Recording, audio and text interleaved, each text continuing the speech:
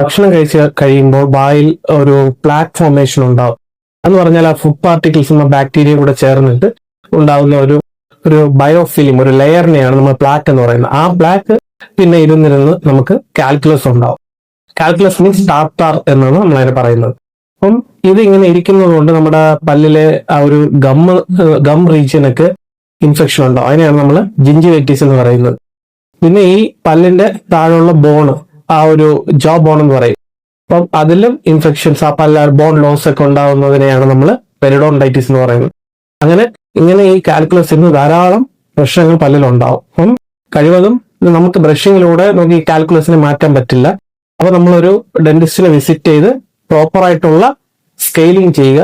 Means cleaning, sub gingival scaling, supra gingival scaling എന്നൊക്കെ 2-3 type scaling ഉണ്ട്. ആ scaling ചെയ്ത് ഈ ടാർട്ടാറിന് അത്രയും മാറ്റുന്നതാണ് നമ്മുടെ ആരോഗ്യത്തിനും പല്ലിനും നല്ലത്.